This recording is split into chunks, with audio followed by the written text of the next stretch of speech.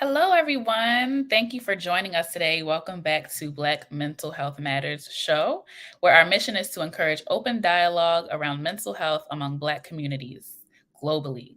I'm your host, Jasmyn Ruja, and today's episode, we will be discussing the intersection of domestic violence, trauma, and mental health. And we will be joined by our guest, Chou Hallegra, aka the Be Well Lady. We will be bringing her out in just a moment, but for now, please stay tuned and we'll be back after this short message.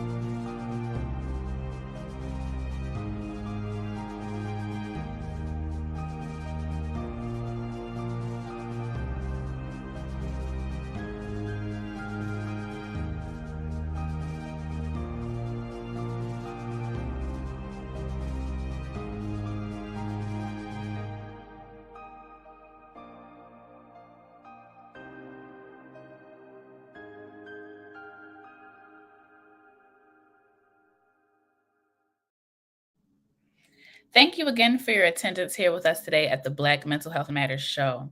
If you're just joining us, welcome. We're going to start the conversation about today's topic, the intersection of domestic violence, trauma, and mental health, in just a moment.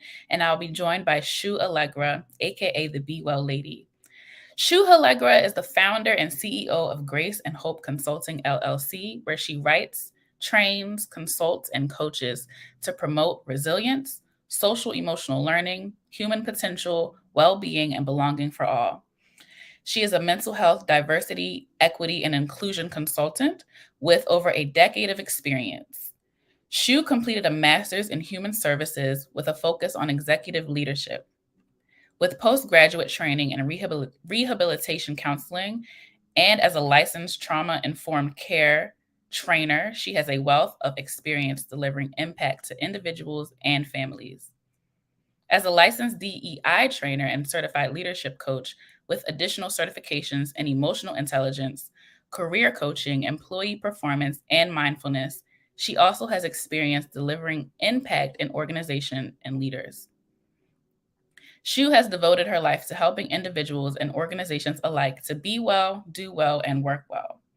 You can find out more at graceandhopeconsulting.com. And in the meantime, please welcome Chou Hallegra. Hi. Hi, Jasmyn. Thanks for having me. Yes, thank you for joining us today. That was such a lovely bio. Thank you. Yes, I'm very excited to hear what you have to share with us today. I think it's going to be very important and helpful for some of our guests here. Mhm. Yes. So let's jump right into it. Let's get to it. Yes. So, as a reminder for our guests, we are going to be exploring the effects of domestic violence on individuals, on families, on mental health, and the importance of trauma informed care. And we're going to be talking about some different resources that are available to viewers who may be experiencing similar challenges. We do understand that some of the information shared today can be triggering, so please listen to your body if you feel like it's too much. Okay, so we're going to jump right into the first question. So, our first question today is, what is domestic violence and how does it show up inside of our intimate relationships? Yeah. I think, often when we hear domestic violence, we think it's only physical, right? It's not.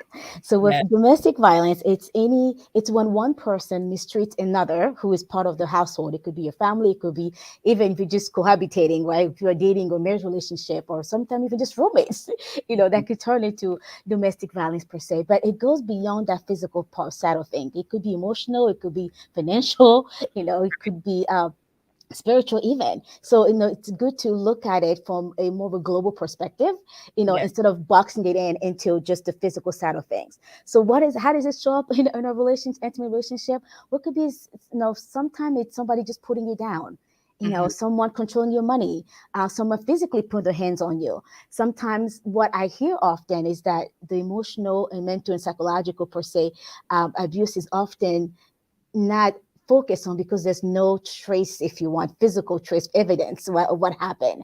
Hmm. But the sad reality is that when there is psychological abuse or any type of mental emotional violence per se, it actually leaves lingering effect. The wounds are deeper than the cut, than the scar, than the black eye. Yeah. So I want us to kind of keep that in the back of our mind as we engage into this conversation, and not just for here but beyond. Hopefully, we all learn here together, and you can take this and share with others, so that the more we're educated in those issues, the more we can keep ourselves safe, or loved ones safe, and actually start building safe communities. Hmm. The other myth that I often hear is about, well, only men are abusers, right? Like women is only the victim, or mostly are the only victims of domestic violence. That's not true. It can go vice versa. Yes, often women report more abuse per se, but that's also because of sometimes often the stigma we have around masculinity in general. Hmm. Right? Men are less likely to say that they've been abused or hurt or violated in a way, And that can because be so hurtful. Yes. yes, exactly, than women are. So Mm. let's just keep that in mind. It can impact all of us, men, women, or anywhere in between where we sit it, in a gender, if you want, spectrum. It impact everyone, regardless of age, regardless of financial stability or economic status. This is something that matters, should matter to all of us. Yes. And I really appreciate that you highlighted that it's not only physical and that it's not only women experiencing the abuse, because it can be Hmm. yes. Yes. So tell me your thoughts about the effects of domestic violence on victims and survivors. I know you touched a little bit on that, but I'd Hmm. like to hear some more of your thoughts about the effects, the long Yeah. lasting effects. Right. And I'm glad that you kind of pointed the long lasting, because often, back to the analogy I gave earlier, the example I gave earlier, about how when we go through psychological abuse, Mm. then it leaves lingering wounds, right? Things that lingers more than just the cut or the bruise. The cut and the bruise, and even the broken arm often will heal, recover quickly. Right, Then when my mind, my psyche is impacted. right. When we go through domestic violence, what happens is our thoughts, our feelings, our behavior are significantly impacted. And Hmm. not only for many of us, we'll talk about some of the mental health, correlation there. But what it tells us is that the world is not a safe place. Hmm. That something is wrong with me. That I did, then that X, Y, and Z had happened to me. So we start feeling helpless, hopeless, and that this increasing fear that we have, not just because of the incident, sometimes broadens to a perspective in life in general. Hmm. And so the ramification, the impact here is not only from some, even some can result in death, right? And think about even the impact on other. We talk about families, the impact of like different generations, and how everyone. It's not just the person who's going through the abuse, who quote unquote is a victim or survivor, that's Hmm. actually impacted by the abuse they suffer. There's Yeah. ramification for everyone, Yes. financial ramification even, right? What happened is when I go for abuse, not only I feel the world is unsafe, I feel like I'm not worthy of love or respect. And just think about it, what happens to us when if we live like our lives with those kind of thoughts and Right. messages ingrained in our deeper psyche. Hmm. Yeah, that's no good for anyone, right? It's no So good for damaging. anyone. Yes. It can Yeah, create such a limiting life. Yes, I exactly, agree. exactly. Yeah. Even how we interact with others.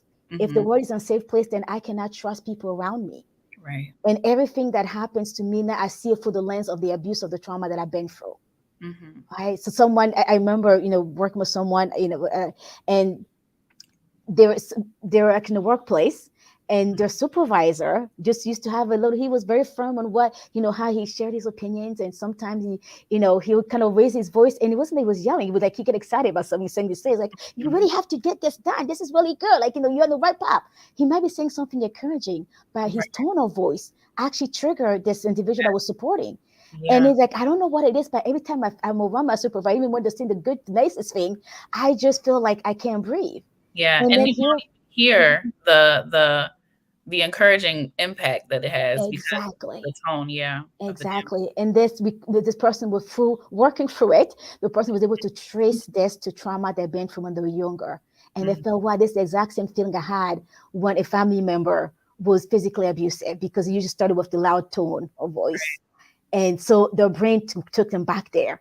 Although it Yeah. was in a safe environment, although they were, doing a job they loved, they had a supporting supervisor and, and colleagues around them.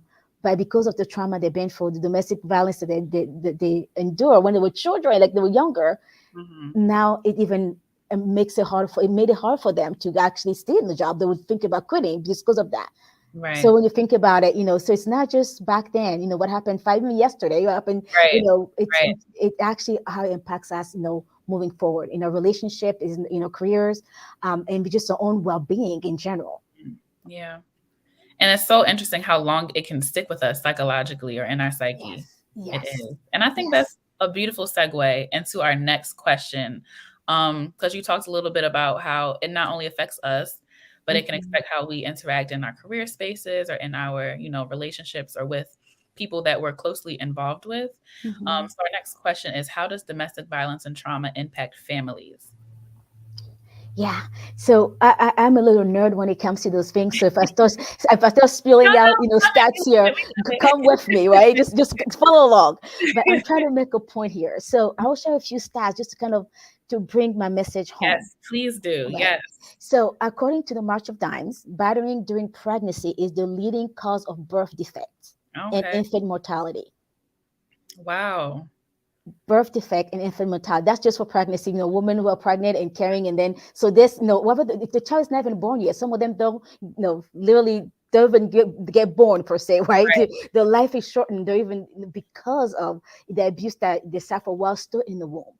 But Mhm. even those who actually are then born, can have lingering birth defects because of the abuse that their mother suffered during the pregnancy. So that's Mhm. just pregnancy. But what happens when with the kids already there? We think like, well, kids don't see anything, they don't know anything, they don't know what's going on. You But do. that's not true, right?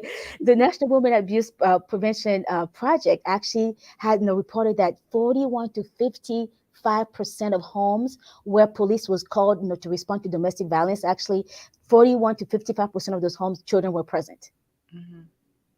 So they were present during the incident when the police got called, and they got, they witnessed the incident, right? Right. And the sad reality is that children who have witnessed domestic violence actually have the same life mental health effect as if they were experiencing the abuse directly. Yeah. Because their Like, brains are like sponges, so they're you, absorbing all of that. you got it, you got it. Yes. Yeah.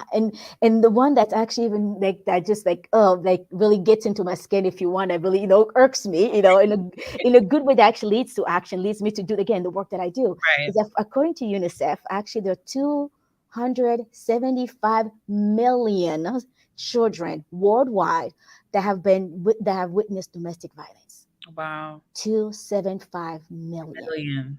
So when you Yeah. think about that, it's like, and those children grow up, right, to have families of their own, to enter the workplace, to, do things in the community.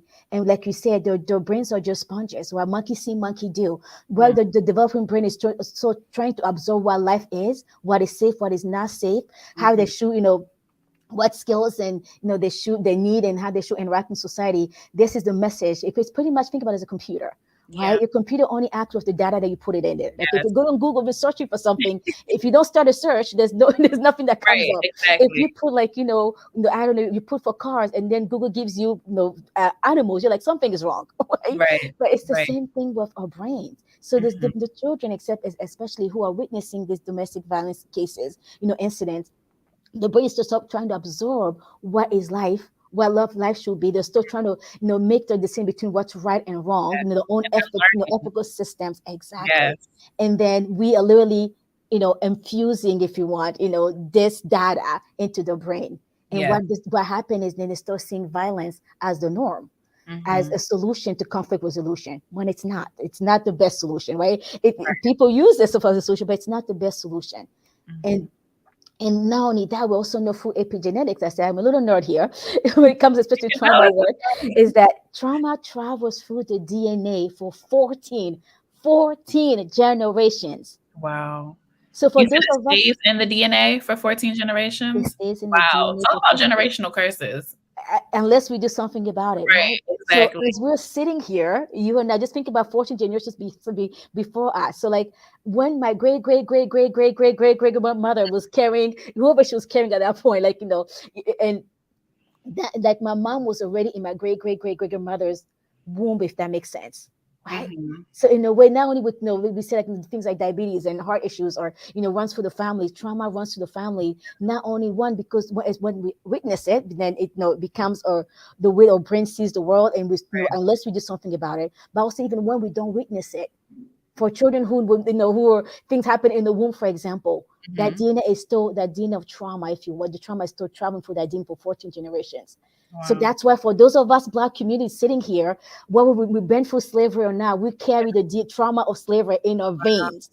Like, And oh, I think that's so important to talk about because yes. you don't even think about emotional trauma being passed down Hmm. in that Hmm. way. The way, when you go to the doctor and they ask you, well, what, physical diseases run through your family, Hmm. you list out those. You don't think about, well, what emotional trauma runs through your family and what are you carrying with you from generations past? Yeah. So I love Yeah. that you highlighted that. Yeah. It made me even think because I was not thinking about that. And I'm sure some people who are viewing probably weren't thinking about that either. Yeah. Then the question becomes, if we are carrying 14 generations worth of trauma, Right. what are we passing on? Right. Unless we do something about it today and moving forward, we keep dragging all that trauma. Yeah. Whether we witness it or not, just because again it's in our DNA. So even when we don't even want to see anyone hurt, the way that maybe your mama been hurt, or aunt got hurt, or brother got hurt, the psychological impact of trauma continues to impact us. Yeah. And Yeah. that's something like we need to keep in mind. Definitely. Yes. And I'm getting a little bit off topic, but Go for it. we're gonna nerd out a little bit here together. Love it. Love it. So I start to think about how women are encouraged to, be openly expressive in a way and heal through that, and how men are not equally as encouraged to heal in that way, and how both men and women do carry that trauma if we were both Hmm. in our mother's wombs. And Yes. so Yes. it it leaves some space to wonder, like, how do we get the message across to men to also go within and heal that trauma so that they're also not passing it down the same way that we encourage women to do that. Exactly. And so the funny thing is, interesting thing is, like last time I was on the show, I actually talked about mental health for no from Black men. And so Yes, I that remember this so that's exactly the what we talked about. Because so we like think about, if the woman, like you said, women have opportunities to are encouraged, right, to find avenues and ways and resources to heal, and then men's, we literally shut them off, shut them one. down. Wow, you can't be men and say that you're hurt. You can't be men and cry. Like, I think about even how we're right, for those of us who are like, mothers of, or even just youth leaders, for example, think in your community, whether it's a Boy Scout, Girl Scouts, in your, religious community, where we're nurturing the next generation. Have you even noticed how, maybe not intentionally, but because again, some things have just been passed on, how Yeah. you interact with, females versus male, and how you nurture the emotional health, Hmm. right? A lot of us have heard like, oh, don't cry like a girl. Right. Right. And if it was said to us or not, it could be said in the back of the room, the back of the church, right? But you heard it. And then think Right. about, and before you know it, you can't, we're producing those words as well. It's like, well, she worked cries like a sissy. Like, that does not mean Because, anything. like you said, the child brain is a sponge, so that's how they're learning how to Exactly. interact with others. So we need to start breaking that stigma that men cannot have emotions. Men do have emotions, like they do. We just are not giving them It's a opportunities to human express them. experience. Hmm. Right. We're just not getting an opportunity to experience that. And if we are not, doing that, allowing them to have a safe place to process, a safe place to reach out for resources, for support, we are re-traumatizing them. Hmm. And then we wonder why those 14 generations are continuing to go on, because maybe the women were doing a little better, and because again, we have just more access, more opportunities, Mhm. to work for those things, but our men are continuing to suffer in silence. Mhm. And again, it starts with us, right? It So does, yeah. maybe at home with your brother, with your cousin, with your nephew, your significant other, give him, those who identify as males, give them a chance, an opportunity to talk about how they feel, Right. and not see them as weak because they shed to cheer or show emotions. Mhm. Vulnerability is actually a strength, Yes. and we Yes. have to give our black men more strength than just muscles, right? Mm, Yeah, yes. Starting at a young age as well. exactly. That's Yeah. that's how we change the narrative, and Mhm. that's how we start healing generations. Yeah. All right, let's get back on track. We It's all good. off track. But thank you for that. Thank you for that. Sure. All right, so our next question is, what are some of the challenges that victims and survivors face when working through the lasting effects of domestic violence trauma and the grief that comes with um, even removing themselves from that domestic violence? Because sometimes the grief can be attached to that. Mm-hmm, mm-hmm. Yeah. So what I want to start with saying first, nobody, no one that I know of says I'm going to enter domestic violence Right, situation. Right. right. So let's start there. And Hmm. so because no one actually goes into any relationship, any partnership, any living situation looking for abuse or wanting to be abused, Hmm. most of us will have grief that comes after the abuse. Because often what happens is our expectations do not meet our reality. Right. Right? I expected to be supported, to be loved, to be in a partnership, to have community. My reality is that could be that, in the case of domestic violence, I was Hmm. not seen, I was not heard, I was not respected, I was not valued. Hmm. That gap there, that disappointment there leads to grief. We Yeah. grieve what we thought could be. We Right. grieve what we wanted and desired. And the sad thing again, I keep saying sad thing because this it's a sad reality that we Yeah. things that we're talking about is Hmm. that most time people are not believed when they Hmm. start reporting the domestic violence, Yes. especially when there's no physical evidence. Yes. Especially in relationships as well. Exactly. Yeah. Yeah. So Yeah. one of the challenges is just that it's like nobody believes you, and Hmm. and I also find that in lot of cultures. I'm originally from Congo, from Africa, and I have heard things that honestly, just yeah, that upsets me. You Yeah. know, and I heard and I know that I've been here in the U.S. for honestly, oh goodness, almost 20 years. But there are things that I know are cultural also that gets in the way of people getting the support they need and start Hmm. healing. Yeah. Right. I have relatives who literally I heard being said to them, stay for the kids. Hmm. Even when they're in little, you can see a black eye. Yeah. You can see the abuse happen over and over again. Stay for the kids. But Hmm. then some of them also, some of us, could stay for the kids, not always because of somebody telling us this, but because financially it makes more sense to stay. But is that the healthy thing to do? Right. Right? And because if we don't if the future is an unknown, most of us will try to hold on to what we know, what we can manage, or maybe manage not in a healthy way, but at least yes, I know what to expect.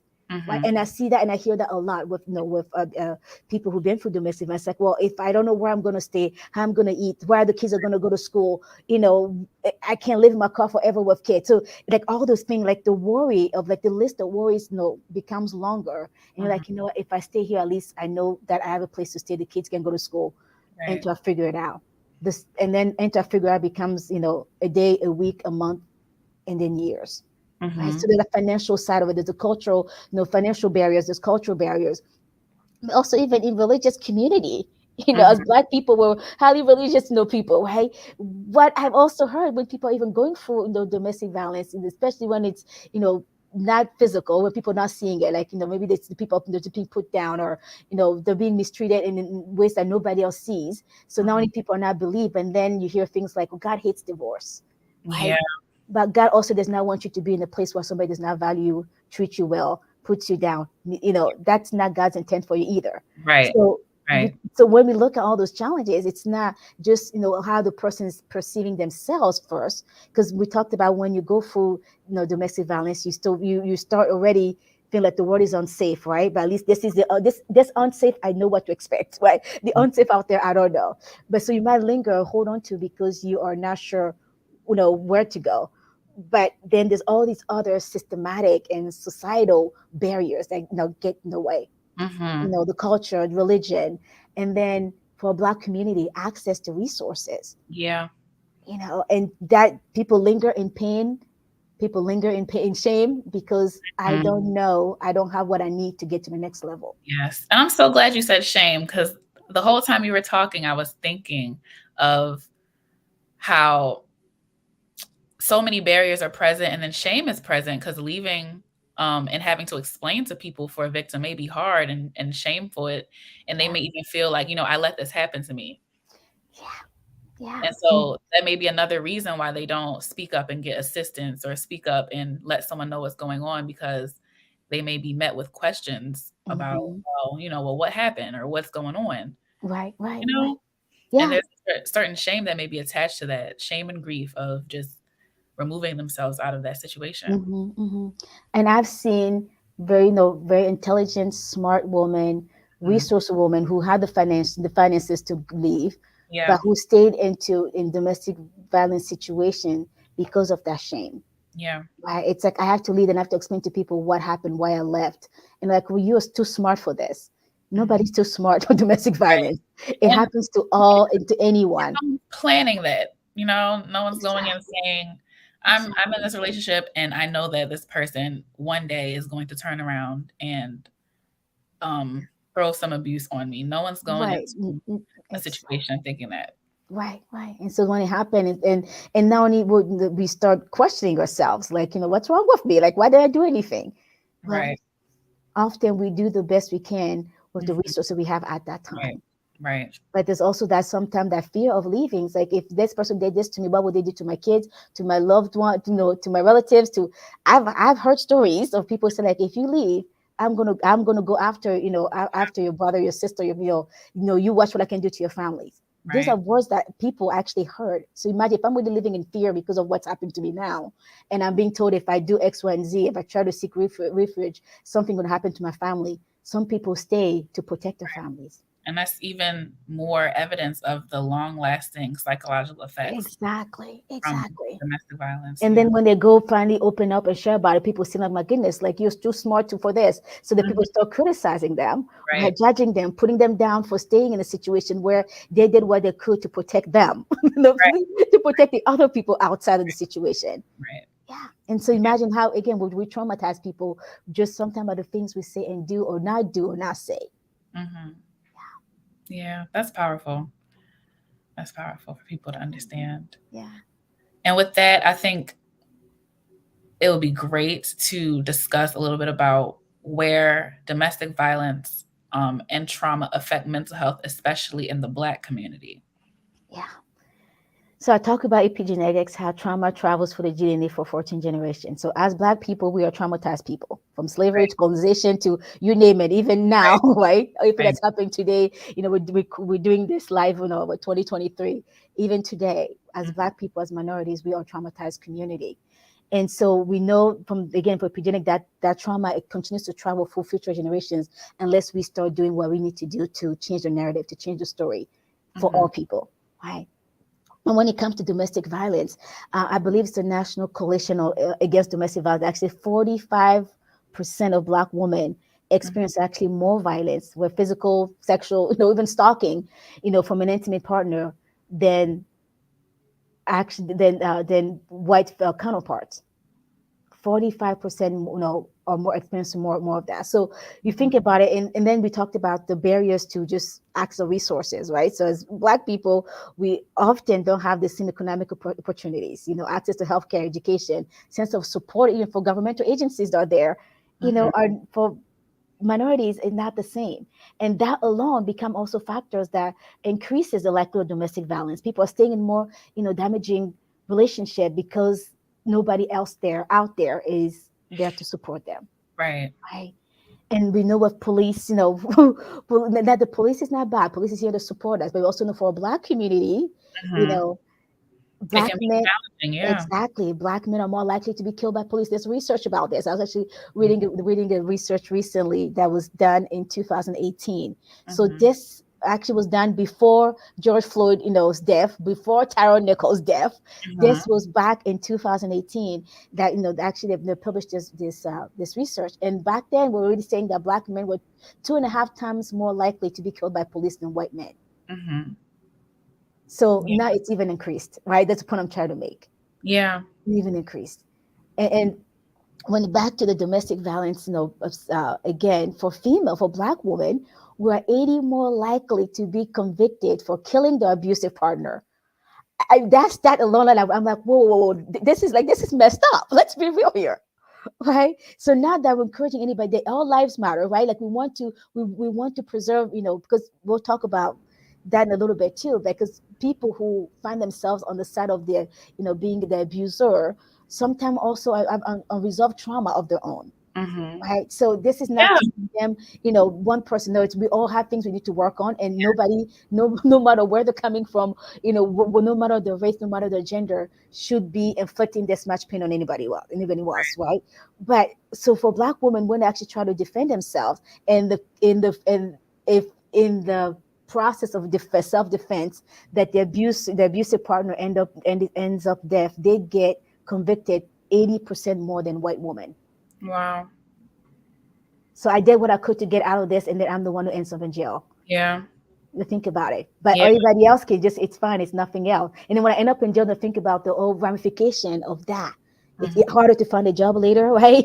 It's hard, Right, so some of like them it's the that. death sentences, like how long they're going to be there, but so you think about again all those ramifications to that, and all everybody else that gets impacted through all of that. Mhm, So for all Black communities, you think about just all the things that stack up against us, mm, just because of again being a minority, being a marginalized community, if you want.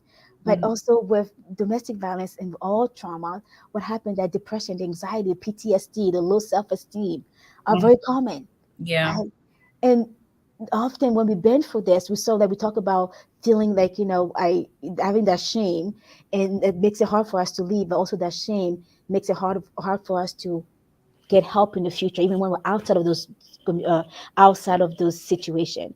And if mhm. it's even harder for us Black community to get support, so now I'm out of it, I'm quote unquote physically safe, but I'm still have this lingering effect of the fear, the terror that came with it, Right. you know. And most lot of victims of domestic violence, especially in the Black community, end up back in dysfunctional relationships. Yeah, 'cause it's what's familiar to them. You got it. It's what's Especially familiar, and we never learn the skills to take care of ourselves emotionally, mentally. Mhm. To prioritize our well-being.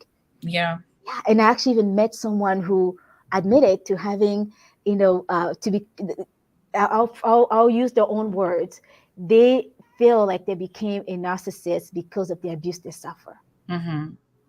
Because guess what? If everybody out there is, if somebody abuses me and now I see the world as an unsafe place, I start seeing like as if everybody out there is to get me. I Mm, need to watch out for number one. Right? right. I still protect myself in ways that are even detrimental to myself and others.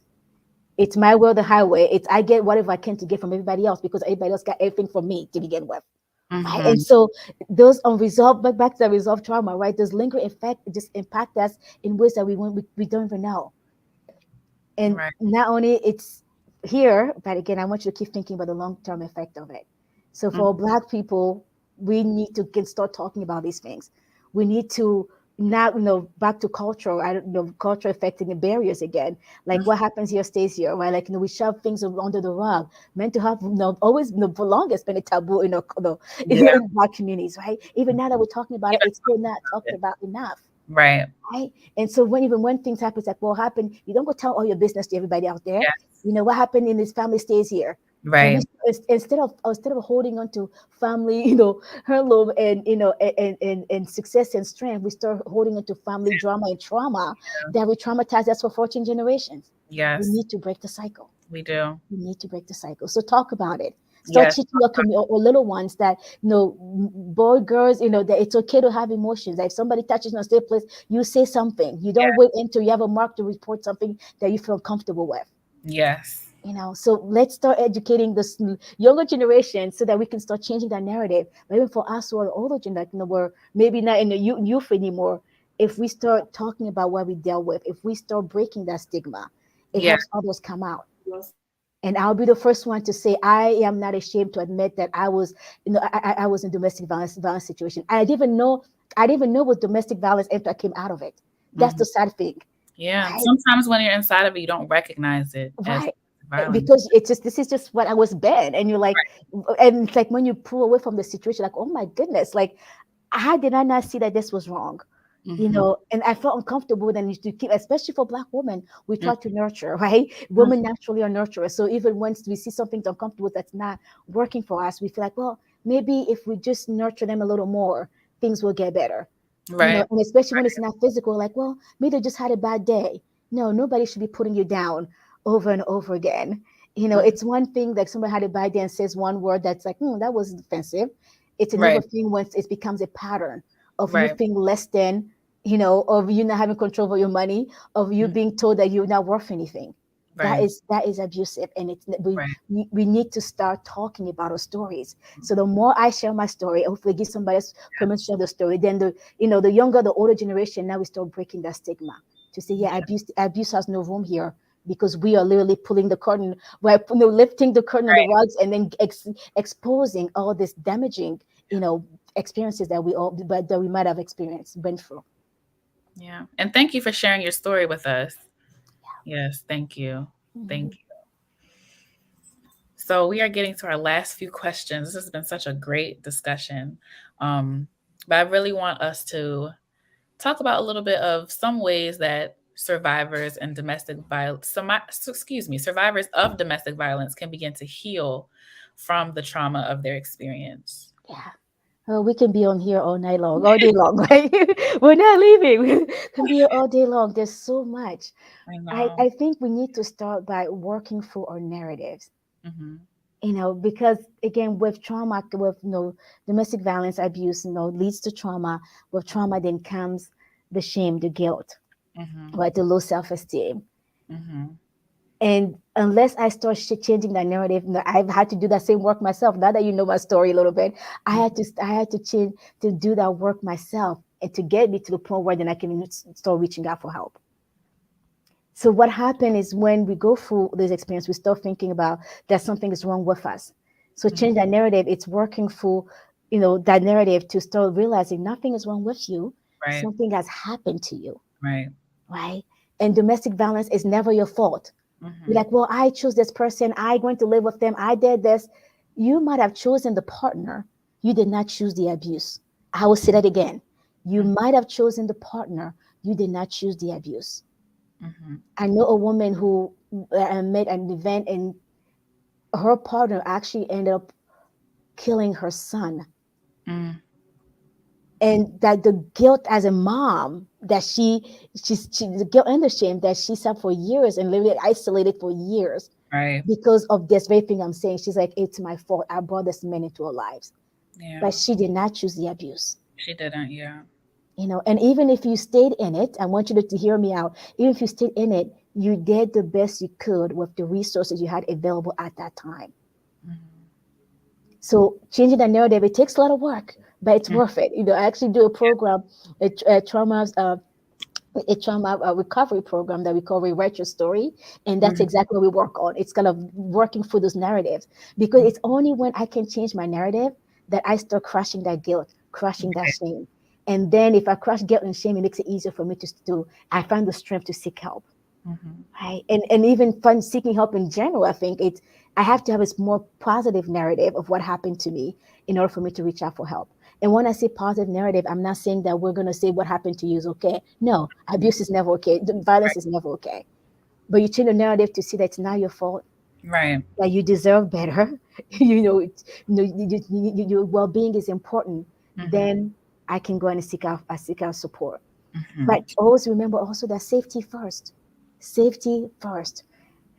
When we stay, we're thinking, oh, this is what I know, this is what's familiar. The unknown might be scary, but is the familiar safe for you? Safe Right. for whoever else is in the household with you?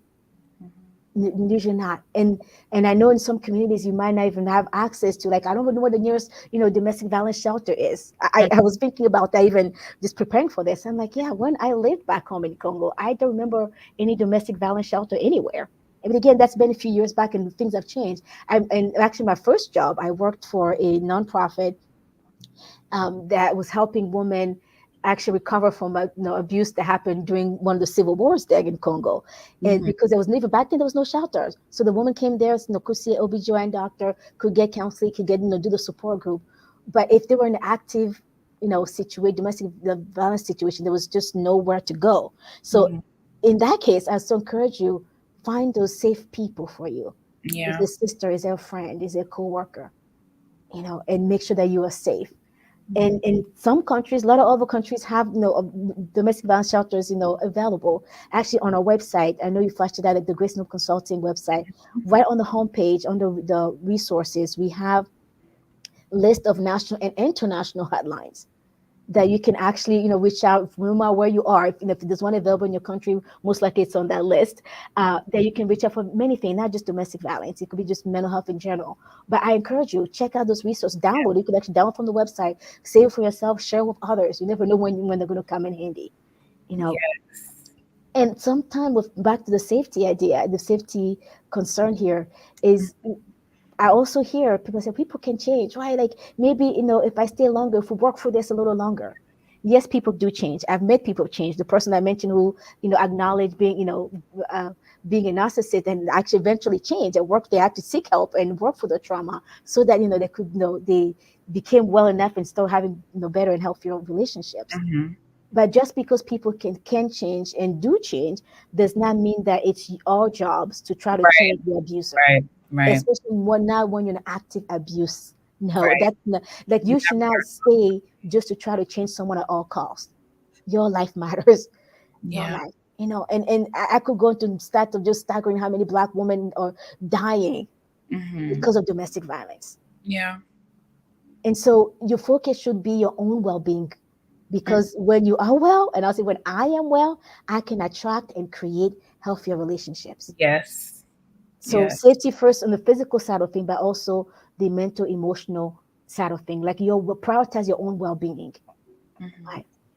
And we said again, seek support. I know there's not always, it's hard for us. We talk about those barriers for the Black communities, right? Where it's hard to access those resources sometimes because of systematic, racism. Let's call it what it is, right? Right. Things in the community where you go, and I've heard stories as a Black woman, you go see, even going to the ER, it's like, oh yeah, something happened to you, yeah, like, and then kind of being the last one, they're bleeding, they're have you sitting there, and they're taking people who just have a headache and a cold, Mhm. right? And you're like, okay, I didn't see that I'm hurting, right? And Right. so there are things like that that happen because unconscious bias, and I can go all and into my whole the diversity Yes. side of things, but those become barriers. But I Mhm. encourage you, because your well-being matters. If you change that narrative and actually embody that, that your well-being is important, then you're going to seek help at all, no, at all costs, right? And I've been there, and I had to push through. Whether people believe me or not, it was for my own sake. I'm doing this. If one, you go trying to go for therapy and one counselor doesn't work, you have the right to get another counselor. Right. That's your right as as a client, And right? that's important too, because I feel that sometimes if you're matched with a wrong counselor, it can be discouraging. Oh yeah, yeah. I've used some platforms where I've been matched with a counselor that wasn't the best, and it was discouraging. But then I found one that was really, really, really helpful. Right. So it was just trial and error. Yeah. There you go. It's okay to try again. Mhm. Try again and find someone who connects with you, connects well, and understands you, and you feel like you're making progress. But Mhm. also, there's support groups out there. Look online for support groups that either virtual, or maybe physically in your community. And trying to look, we're putting support group, and put your zip code, and whether it's for domestic violence or any support group for that matter, put the concern, if you want, in the search, and you should be able to find some. Yeah. Because what we often forget is that as much as domestic violence happens in relationships, Mhm. healing also happens in relationships. Yeah. Yeah, Bruce Perry, Dr. Bruce Perry, which I just, brilliant, brilliant brain, and trauma experts. He actually says that relationships are the agents of change, and Mhm. the most powerful therapy is human love. Yeah. the most powerful therapy is human love. And even for myself, and I see for my clients, what happened is when I start seeing people supporting me, loving me, caring for me, Mhm. it literally started rewriting the narrative that was in my brain that the Yeah. world was unsafe. Now Yeah. my brain has a new point of reference, a new narrative, Mhm. right? For That safety. that person was maybe not safe, but Yeah. there's still safe people here. That Mhm. person made me feel like, that situation made me feel like I was not worthy of respect, but I see I'm being super respected here. Our Yeah. brains are just like we talk about brains of children, or even as adults, or brains are sponges, Mhm.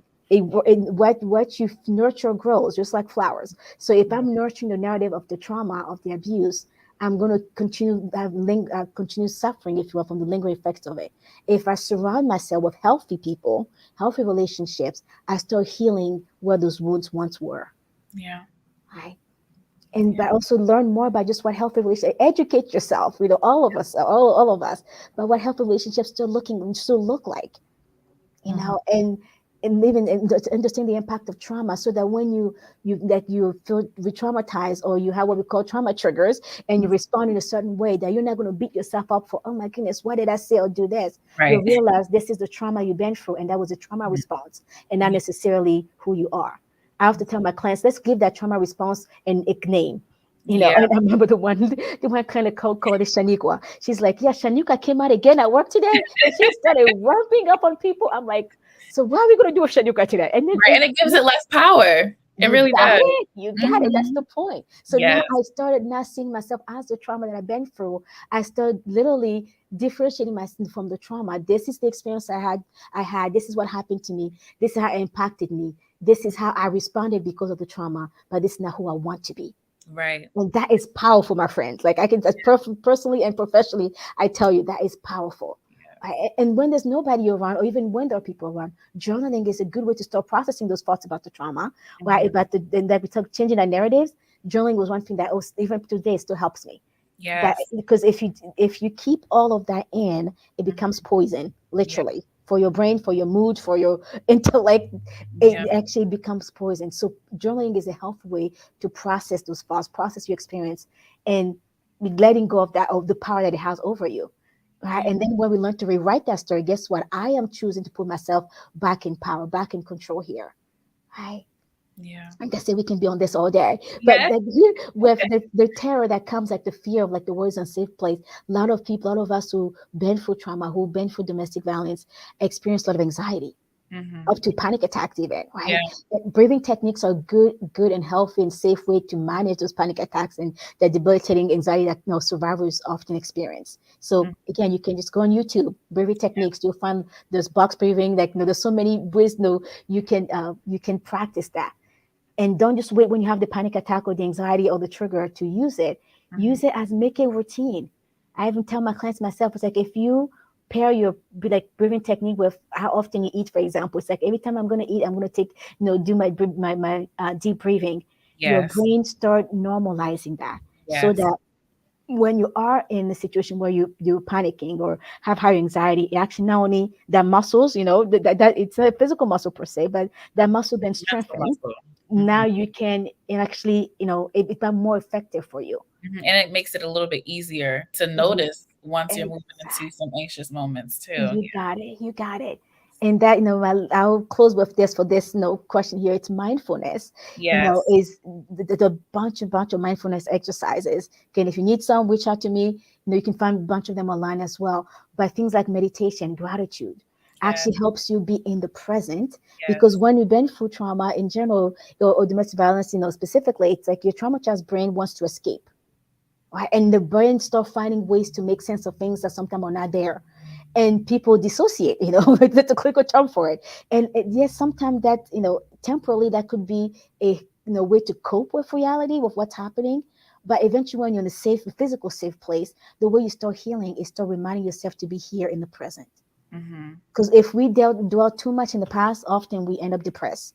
If Yeah. we focus too much in the future, we end up being anxious. Yes. Here and now is all about what we control, right? Yeah. So when with mindfulness, it allows us to be here and present, help us relax our body so that we can now learn, what healthy relationships are, work Yeah. through those trauma narratives, right? And and change the way we see ourselves, to change we see the experience, so that we have the strength to protect ourselves in the future, and bounce back, from the adversity that we experience, but also prepare for future, because life is made of hurdles. Things will happen. If it's not domestic violence, it's something else, right? So then we being in the present helps us kind of build that resilience. That's what I'm getting at. Yeah. It does. It does. And thank you for sharing that. Thank you for Welcome. sharing that. That's I I think can that's go so on and on. So important.